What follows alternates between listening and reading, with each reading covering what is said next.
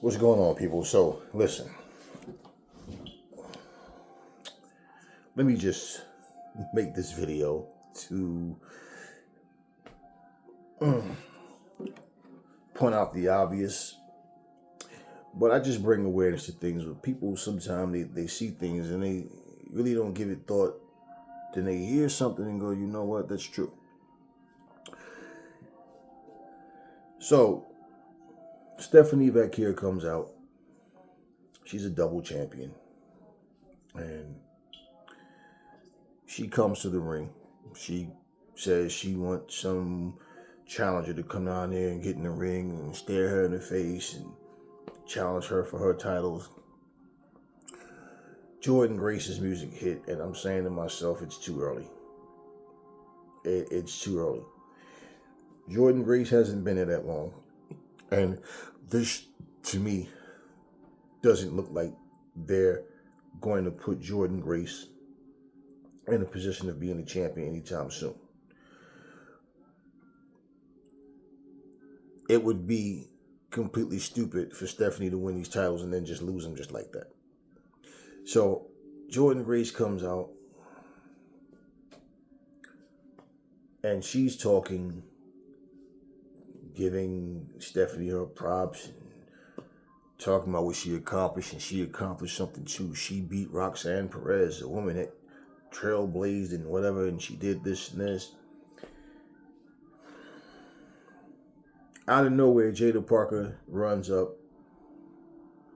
She knocks Jordynne Grace down. Then she runs and does a little ass to head move, and Jordynne Grace is done.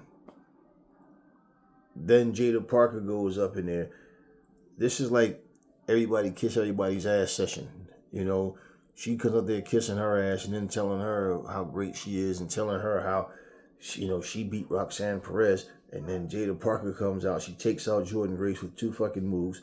And then she basically goes in the ring. She confronts Stephanie. She gets in her face and they're staring at each other. And that's how the segment ended. So you mean to tell me the juggernaut, little powerhouse Jordynne Grace, got taken out by 2 fucking bullshit moves? 2 moves. And I could see the doctors or whoever their little, make-believe staff, whatever, they run down there and that's it. Jordynne Grace doesn't come out and nothing. She's taken out by 2 fucking moves. This is Jordynne Grace, the juggernaut Jordynne Grace, the woman that kicks out of move after move after move after move. See, let me say this again. People like Jordynne Grace, Braun Strowman, Ivy Nile,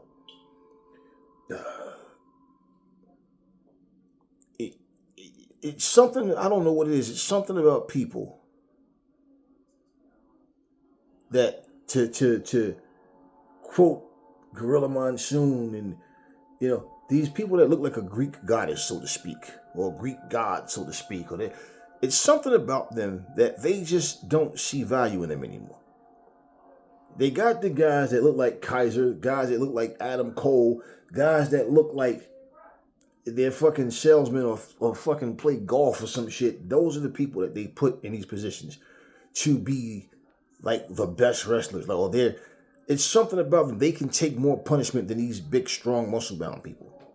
Now, my thing with Jordynne Grace, even when she was a plump girl, I was watching Jordynne when she was chubby, when she was fat. Jordynne always was talented. She always could go. And the thing is, I listen to these WWE marks. Always, they make it seem like everybody that leaves AEW or any other promotion and come to the WWE, like they come to the WWE and get royal treatment and bam, instant superstar. No, that's not the case. They're happy just to have them on the roster. So AEW doesn't have this person anymore. MLW doesn't have this person anymore. Or TNA doesn't have this person anymore. We have them now. NWA doesn't have them. We have them now. New Japan doesn't have them. We have them. Stardom doesn't have them. We have them. And I'm just looking at it like, wow, man. Wow. So I guess Stephanie Vaquer is supposed to be the Mercedes Moné of NXT where, multiple belts and whatever. But look, let me say this, man. For someone like Jordynne Grace, when you are that strong, when you have that type of physique, and you can't take two moves and you on the shelf, a shoulder block and a fucking ass to head. You mean to tell me Jada Parker's ass cheeks are hard enough to knock your ass out? Imagine going in the gym and you look all swole and strong, and then but you're weak as fuck. You can't really lift any real weight. It would look foolish, right? Like, damn, how'd you get all the muscles and you're weak? These segments are getting like more ridiculous by the minute.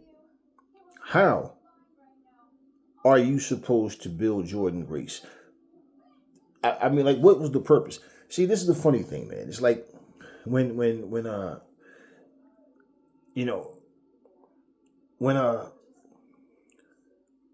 Buddy Matthews' contract was up, all of the rumors and the fake news about him, Malachi Black, and Brody King all coming back to WWE didn't happen. They re-signed. The only one that's leaving is Malachi. We hear that Malachi Black is not really liked in the locker room. People don't really like him. He don't get along with the wrestlers in the back for the most part. And, so this anticipation that people have I don't know. It's like you get some type of satisfaction to see someone leave AEW and come to the WWE. But then when people leave the WWE and come to AEW, oh, it doesn't matter. 2 weeks from now, they won't use them right. And I look at all the people right now that's in WWE that's being used like garbage. But you guys, yay, and clap the segments. But, it's all BS. That was another weak segment. And here Jordynne Grace comes over there. Like, Jordynne Grace comes over there, which was inevitable. That's the only reason they allow her and Joe Hendry, like certain people that we know they had interest in them. If the WWE is featuring you on their program, they have interest in you. Simple. They're not doing this to help fucking TNA. They have interest in you. Now, I'm looking at this shit and I'm thinking to myself, what was the purpose of that segment? I mean, if she was going to take Jordynne Grace out, that's the best thing they can come up with? A shoulder tackle and an ass to fucking face move. Well, that being said, you guys, AEW just killed Ricochet. Right. Now people are making that little stupid laugh that Ricochet do, and all of a sudden now Ricochet, I thought he was buried. I thought his character was dead. They do this all the time.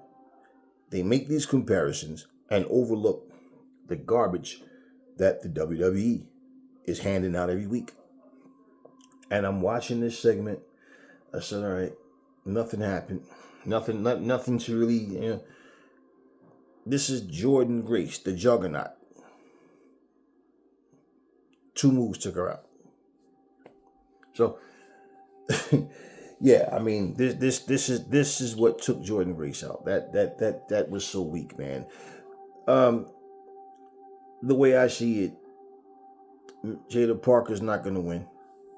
And that's who she's probably going to end up having a feud with is Jordynne Grace. Pretty much. And whatever happens, happens. Another thing that made no sense to me. It seemed just like Bayley and Roxanne Perez was going to be a feud. And that was going to be Roxanne Perez's introduction to either Raw or SmackDown. And they had Bayley going from show to show.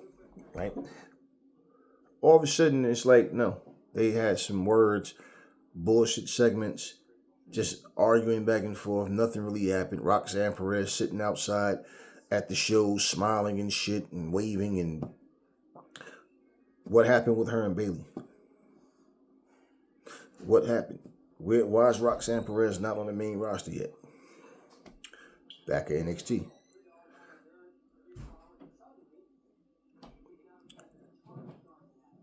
They start something and then they don't finish it. And when I saw this shit, man, I just felt like, all right, just typical WWE stuff, man. I'm not saying that they don't have plans at some point for Jordynne Grace to become a champion, but it's obvious right now it's not that time. So why even book her to come out just to lose to Stephanie? Why even book her and put her in that position where all of a sudden she starts losing matches where she should be winning? The WWE has forgotten how to build superstars, man. They truly have. They've forgotten how to build superstars, and they depend on bullshit gimmicks to get people over. And they think that just grabbing a microphone and talking, like, they're not talking about anything. Honestly, this WWE format, they feel like the Jerry Springer show or something. They just have like this talk show vibe. It's nothing is kick ass about it, and they all look like a bunch of celebrities. They don't even look like wrestlers. It's like they don't want to look like wrestlers. They want to look like celebrities. The session where Rhea Ripley comes out to the ring, and Rhea Ripley gets in there during the contract signing, and she signs herself on the match, and Adam Pearce is looking stupid, jumping around. What are you doing? Like, because of this piece of paper, now I have to put her in because she signed it. We know you wanted to make this a three-way, but this is the way they came up with it. This is what they came up with. She just bogart her ways through the ring. Even had referees or security come out and try to. What was the purpose of that? Then she comes out, she does what she does, and they must have read some comments and seen the backlash because, Bianca tells her, she tells Io Sky, if you think that you're gonna hit me again and nothing's gonna happen, you really don't know me. And this is what I said. I think I scrapped that video because I had other stuff on there as well. But I said, why the hell did Io Sky slap this shit out of both of them? And they both just stood there with a stupid look on their face. Like, aren't you going to go hit her back? It's weird, man.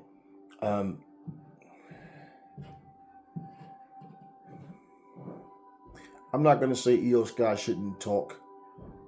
Because Io Sky she has the right to talk, okay? But she's not a good talker on that microphone. Everything she says is going to be made to be comical. You will not disrespect me again. Or Rhea Ripley disrespect me again. Because I am the world champion. Like, kitty shit. And I'm just like, okay.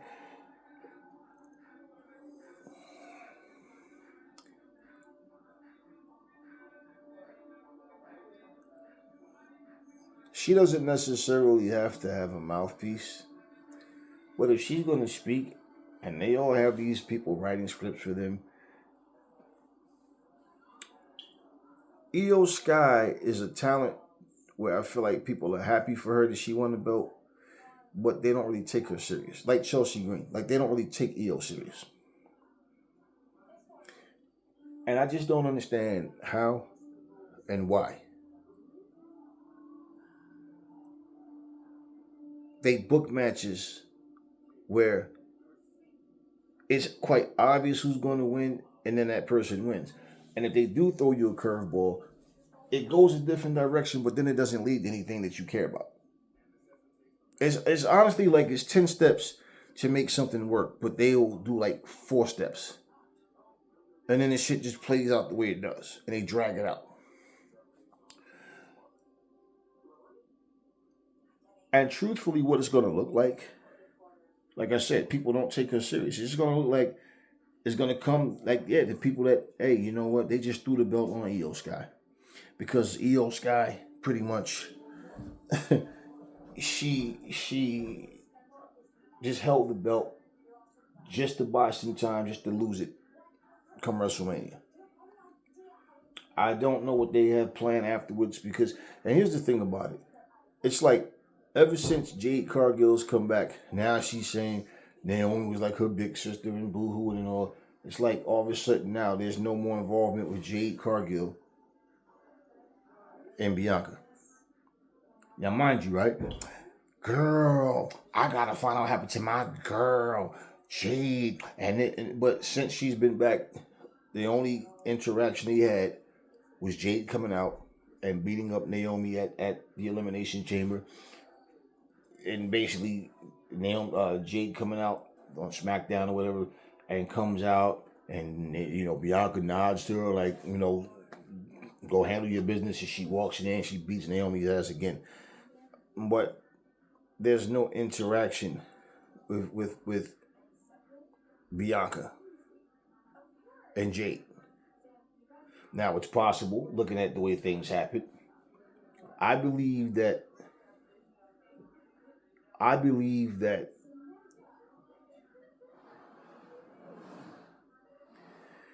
either Rhea Ripley wins or Io retains. Because I believe Naomi's going to cause Bianca to lose. Because I don't see a reason for Naomi to end up having a feud with Bianca when, for one, she hadn't even fought Jade yet. All Jade did was came back and got a little bit of payback.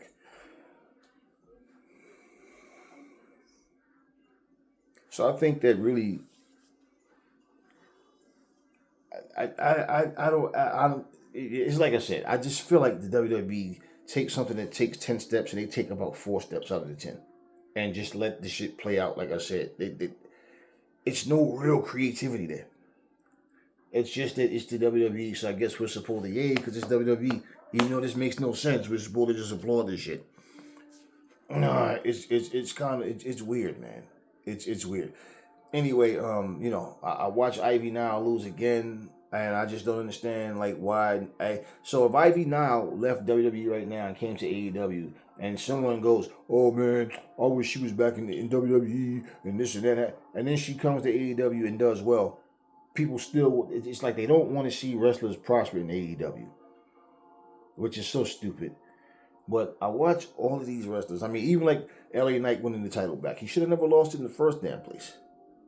LA Knight should have at least won the championship 2 or 3 times, the world champion, at least. But I mean, he was so over with the crowd. Way before Jey Uso was, there was LA Knight, and I don't know. They just didn't see any real value in LA Knight, man.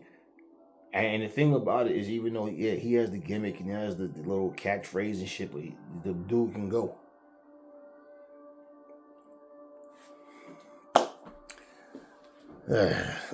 It's really not much to really say, other than what I've said in terms of Jordynne Grace and all whatever. Another thing is, I would like to see India. And you know what? I'll save that for another video. I'll save that for my next video. Anyway, hopefully they figure something out, do something better for Jordynne Grace. Miss Parker keep getting opportunities and keep coming up short. It's nothing to really believe in. It's nothing to really feel solid about. I don't like to know ahead of time. I mean, we can assume, we have a feeling that we think things are going to happen a certain way, whatever. The thing is, when you make things that's very predictable, or make things you just keep following the same patterns, it just messes everything up. When you take a completely different direction, that just doesn't add up. Like, if your plan B is not just as good as your plan A, you got to find a way to make it that way. Otherwise, you get these stale products that we get. Jordynne Grace deserves better than that shit, man. Like really. They really do. And for the record, if Rey Fenix does come to WWE, which he probably is, they're gonna pretty much tag him up with Penta, stick them in the tag team division, and whatever's gonna happen is gonna happen. But me seeing these wrestlers come and go and hearing people say something completely different from what's actually happening is it's gotten to the point where it's like people just think it's normal to just go along with whatever nonsense is thrown at you. So it is what it is. But just wanted to talk about Jordynne Grace for the most part. She's the highlight of this. She deserves better, man. She really does. And if Jordynne Grace is going to end up having to be in the position of becoming heel just to get the belt, or get the belt then turn heel, or it's just the typical thing.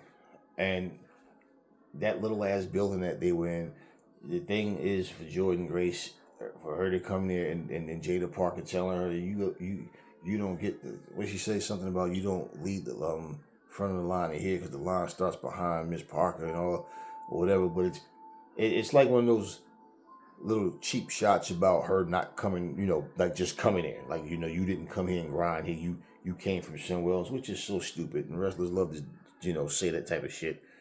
But just saying, Jordynne Grace deserves better. And I know damn well her little short ass come out there, them fucking heels like that thick. Even with them heels that thick, she's probably about 5'4", the motherfuckers on.